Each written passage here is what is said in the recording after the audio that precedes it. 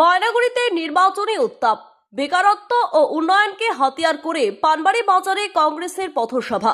বিধানসভা নির্বাচনের আবহে রাজনৈতিক পারদ চড়ছে উত্তরবঙ্গে। ময়নাগুড়ি বিধানসভা এলাকায় জাতীয় কংগ্রেস প্রার্থী যোগেন সরকারের সমর্থনে এক জোরালো প্রচার অভিযান ও পথসভা অনুষ্ঠিত হলো পানবাড়ি বাজারে। এদিন সকাল থেকেই প্রার্থীকে ঘিরে কর্মী সমর্থকদের উন্মাদনা ছিল চোখে পড়ার মতো। এদিন সকালে ময়নাগুড়ি সুপারমার্কেট থেকে প্রচার শুরু করেন যোগেন সরকার। এরপর দমনি বাজার আমগুড়ি হয়ে প্রচার মিছিল পৌঁছয় পানবাড়ি বাজারে। সেখানে আয়োজিত পথসভায় সাধারণ মানুষের উদ্দেশ্যে বক্তব্য রাখেন তিনি। জনসংযোগের মাধ্যমে ভোটারদের আশীর্বাদ প্রার্থনা করেন কংগ্রেস প্রার্থী। তিনি অভিযোগ করেন, এ রাজ্যের শিক্ষিত বেকারদের সংখ্যা ক্রমাগত বাড়ছে, তাই স্থানীয়ভাবে কর্মসংস্থান সৃষ্টির লক্ষ্যে কৃষি নির্ভর শিল্প গড়ে তোলার ওপর জোর দেন তিনি। কংগ্রেস আমলের উন্নয়ন তিনি দাবি করেন। ময়নাগুড়িতে হাসপাতাল, কলেজ, রামশাহী কৃষি বিজ্ঞান কেন্দ্র বা বিভিন্ন স্কুল, যা কিছু বড় উন্নয়ন হয়েছে কংগ্রেসের আমলে। বর্তমান শাসক দল শুধু সেই পরিকাঠামোগুলোকে নীল সাদা রং করে উন্নয়নের নাম দিচ্ছে বলে তিনি কটাক্ষ করেন। নারী সুরক্ষা ও প্রবীণ নাগরিকদের জীবনযাত্রার মানোন্নয়নে কংগ্রেসের দায়বদ্ধতার কথা তুলে ধরেন তিনি। জয়ের বিষয়ে আশাবাদী প্রার্থী প্রচার শেষে সংবাদ মাধ্যমের মুখোমুখি হয়ে যোগেন সরকার বলেন, মানুষের কাছ থেকে যে বিপুল সাড়া ও আশীর্বাদ পাচ্ছি, তাতে আমি জয়ের ব্যাপারে 100% নিশ্চিত।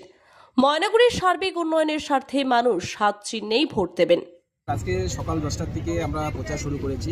ময়নাগুড়ি যে সুপার মার্কেট আছে সেখান থেকে আমরা পড়েছি, তারপরে ওখান থেকে চলে গিয়েছি আমরা দমনি বাজার থেকে আমগুড়ি থেকে আপনার হচ্ছে আজকে পানবাড়িতে এসেছি।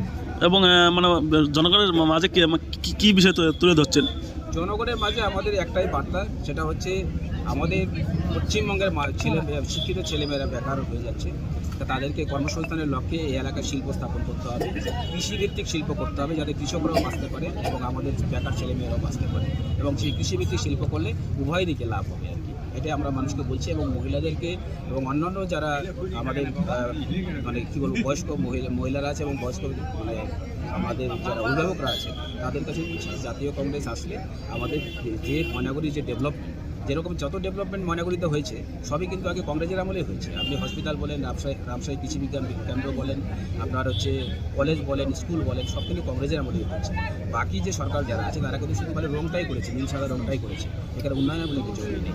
সেটাই আমরা বলছি যে ময়নাগুড়ি মানুষের উন্নয়নের স্বার্থে বেকার ছেলেমেয়েদের কর্মসংস্থানের লক্ষ্যে হচ্ছে আমাদের জাতীয় কংগ্রেসের ভোট দেওয়ার জন্য আবেদন করছি। প্রচার কতটা সাড়া পাচ্ছেন?